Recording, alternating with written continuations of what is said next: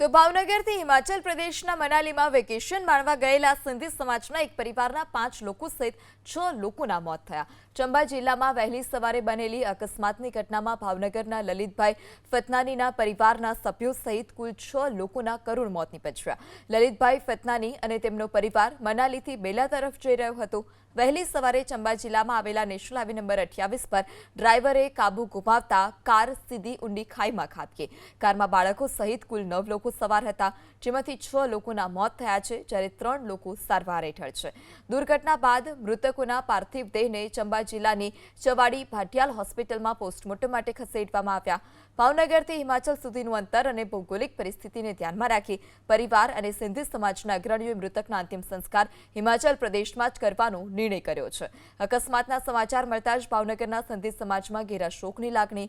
સિંધી સમાજના પ્રદેશ અધ્યક્ષ કમલેશભાઈ ચંદાણી સહિત આગેવાનો સતત હિમાચલ પ્રદેશના પ્રશાસન સાથે સંપર્કમાં છે।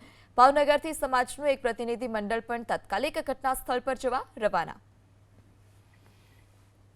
અહીંયાથી ભાવનગરથી અમારા સિંધી સમાજના એક પરિવાર જે આખું 9 જણાનો મનાલી પ્રવાસ કરવા માટે ગયેલા હતા, તે અહીંથી 4 તારીખે અહીંયાથી નીકળ્યા હતા। ત્યારે ગઈકાલે રાત્રે 2:30 વાગે મનાલી પાસે એક કાર દુઃખદ ઘટના બની છે, એક્સિડન્ટ બન્યું છે।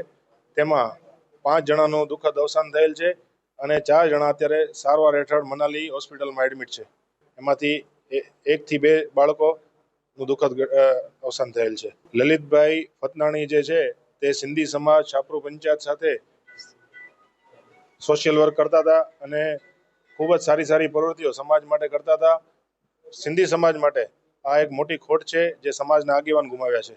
અત્યારે સમાજે એક નિર્ણય લીધું છે કે 1700 કિલોમીટર દૂર હોવાથી સમાજ અને પરિવારના લોકોએ નિર્ણય લીધું છે કે તેનો અંતિમ સંસ્કાર છે તે હિમાચલ પ્રદેશમાં જ કરવામાં આવે।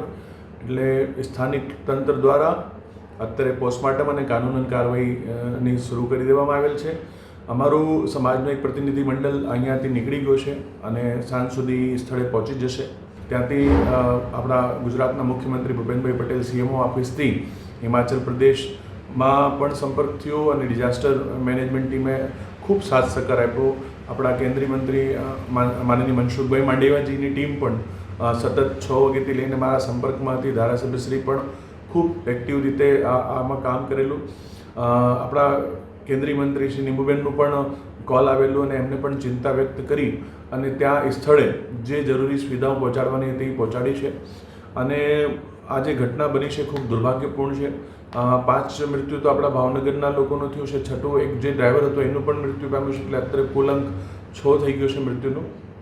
4 લોકો જે છે અત્યારે સારવાર હેઠળ છે ને એમને ખતરા જે ચિંતા જેવી કોઈ બાબત છે નહીં, એ તંદુરસ્ત થઈ જશે।